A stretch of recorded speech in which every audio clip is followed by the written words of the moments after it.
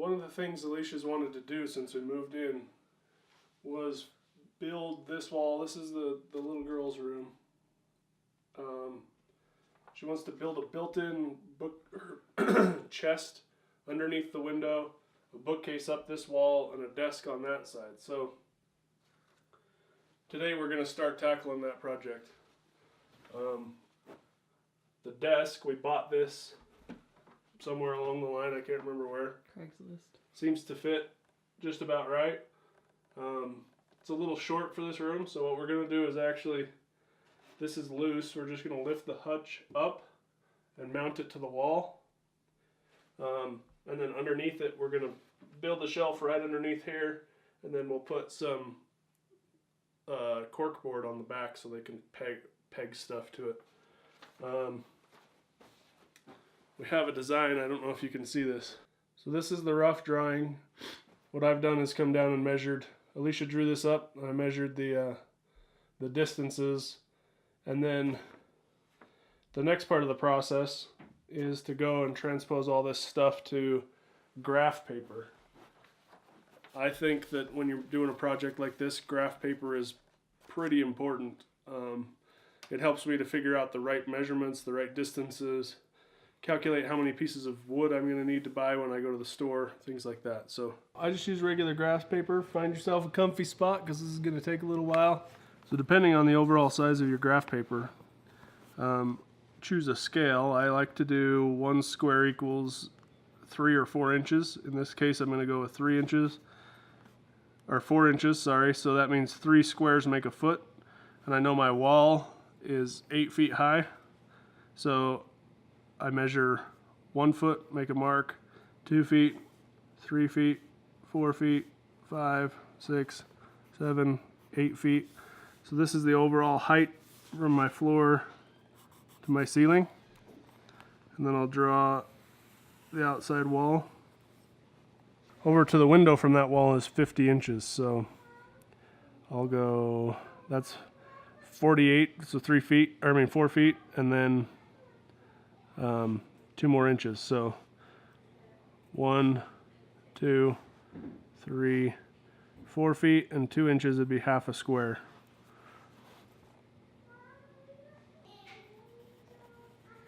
So my window's here. I forgot to measure how tall it is, but it doesn't matter for this case. But I'll just put my trim in.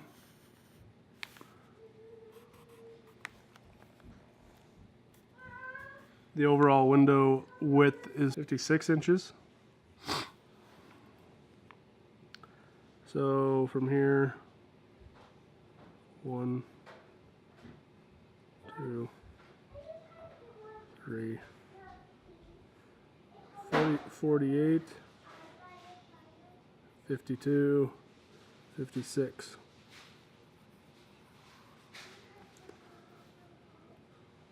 That's roughly where my window is. In the basement, we've got this weird duct up here in the corner. And it's just about 1 foot tall. So clear down to here. It's actually 11 inches and a quarter, which would pretty much be right next to that line. And it's 25 inches wide. So it goes clear out to roughly there.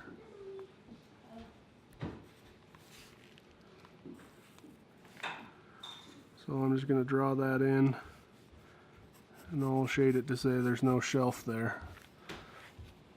The rest of the shelves, we want to go clear to the top. Alicia wanted the shelves to roughly match the other side, so there's the same kind of spacing. The bench over here, desk, sorry, is 42 inches, and the overall opening is 48 to the window. So that's 6-inch gap between the window and the edge of the shelf there. She wants the same kind of gap on this side. So if this was 50 inches minus our 6-inch gap, that puts us at 44 inches. So here was 48. We go back half that. Sorry, a whole square, a whole 4 inches. This is where the edge of that shelf will be. And it's going to go almost to the top, and then we're going to have some crown molding. So I'll just draw a diagonal there, And the crown molding is roughly 3 or 4 inches, so it'll take up about a square in here. Those shelves will go all the way to the floor. And then we're going to put some blocking in on the top, and the top of the bookshelf will be right even with the bottom of this thing. So on this side, this will all just be a flat board, decorative kind of box on the top, probably with some dental mold or something around the bottom right there, and crown mold on the top. So then this is the workable space for shelves, minus, I don't know, do you want a shelf or a false floor in it? Comes up a little ways? Like what, 4 inches, or the height of the trim? Like the height of the base, so 6 inches. Okay, so we're going to have a false floor in it that comes up. I'm sorry. It's fine. Like that. And it'll have baseboard on it. So this is our workable space for shelves.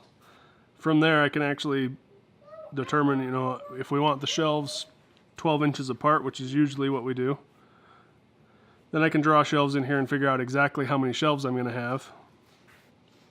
I can also calculate how much wood it's going to take. But that's another step. First I got to draw the actual to scale picture, and this helps Alicia figure out if that's actually what she wants it to look like when we're done. Usually goes through a few iterations. So 6 inches on both sides of the bookshelf is 12 inches bigger than the width of the the window. 12 inches bigger than the width of the window. The window again was 56 inches, so we're looking at 68. So I want to calculate 68 from this thing. There's 12, 24, 36, 48, 60. 60, and how much did I say? Dang it. Sorry. 68 is what I was going to go. And this is 60. So right to there. And that actually lines up pretty well with what I was expecting, so.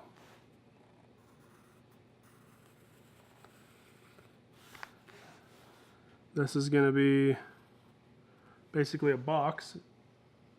How tall? 17. That's the height. 17.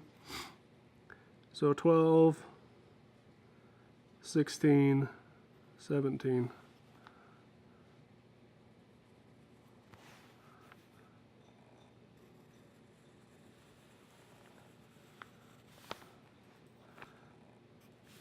That's the wood. You're going to put a cushion on top of that? Okay. That looks short. I know it does. But I didn't draw the window in the exact spot it goes, so up and down, it's exact spot this way, and it may be bigger. I don't know. I didn't measure how tall the window was or how high up from the floor it is. So on this, we're going to put the same kind of trim probably across the bottom so it matches.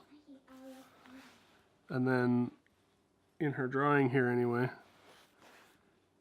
it's got a little bit of recessed paneling.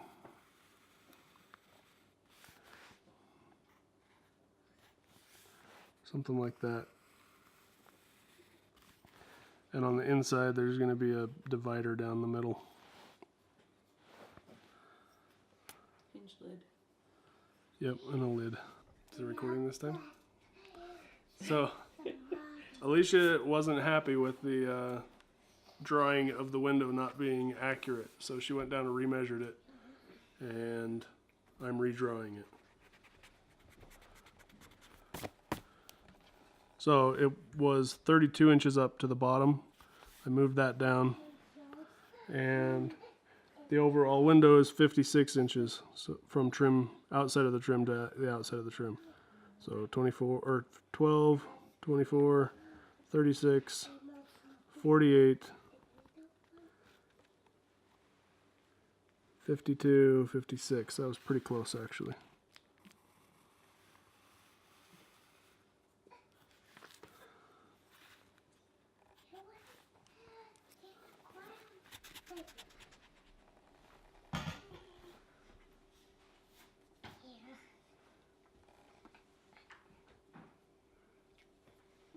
What are you girls doing?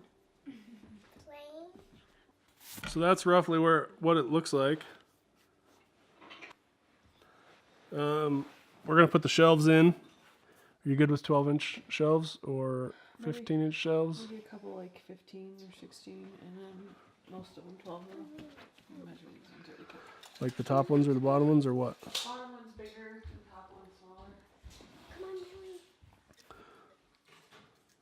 So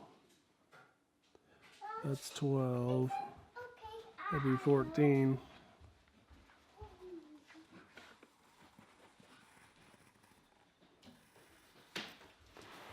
And if I had more larger graph paper, I would draw this even bigger, and then I could actually draw the thickness of the shelf in there. But I don't. What'd you measure? 15.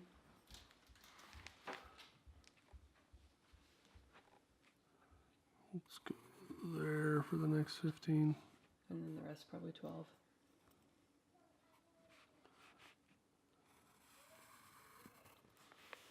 Inside opening. So if the inside opening of the shelf is 12 inches, then we're losing 3/4 of an inch on every one of these. So the line actually needs to shift up and not be right on. So the first one,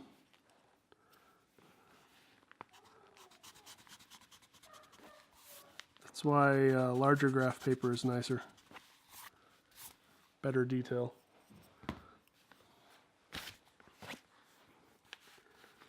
So we'll just get it really close to that line for the first one.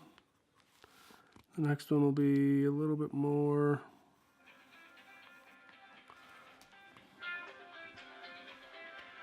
A little bit more. That's about it. Top shelf's going to be smaller. But basically that shows us that we need 1, 2, 3, 4, 5 shelves plus the floor in it and the roof in it, or the ceiling in it. So 1, 2, 3, 4, 5, 6, 7 shelves. When we're cutting those, they'll be all exactly the same. Then we got the 2 walls, a little board for the back or for the block out there. Now I pretty much can, on the next page, do the actual cuts on a piece of plywood. Figure out how many sheets of plywood we're going to need. So one of these boards, she wants them 12 inches deep. The shelves 12-inch deep, and they were, I forgot to mark on here, 12. Put little marks across the bottom sometimes.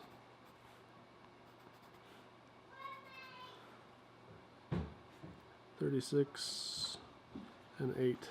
So a sheet of plywood is 48 inches wide. These shelves are 44. I need 7 of them. They're 44 by a foot. So 1, 2, 3, 4, 44.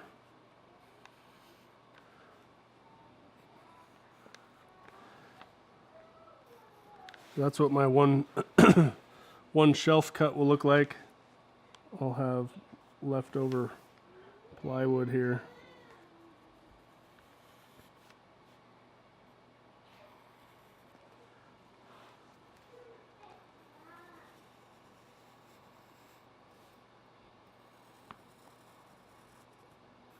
Which basically means I could cut all of my shelves. I need 7 shelves. 2, 3, 4, 5, 6, 7. I wouldn't want to try to get 8 12-inch shelves out of this board anyway, because each one of these shelves I'm going to lose 1/8 of an inch for the saw blade width. And this last shelf might not fit unless my board was slightly longer than 8 feet. Or my shelves were slightly less than 1 foot wide. So that's pretty decent use of that board. we'd end up with that little bit left there. That'll do the shelves. The next piece of plywood. It's pretty much full height for the sides. So it'll take 2 of those. And then the the other piece, the cedar chest type thing, 17 inches tall, and it's gonna end up having to be cut this way because it was 68 inches wide. So let's assume that board's cut out of this one. 17 inches. Yeah, 17 inches tall. So 12, 16, 17, and 68. 1, 2, 3, 4, 5, 68.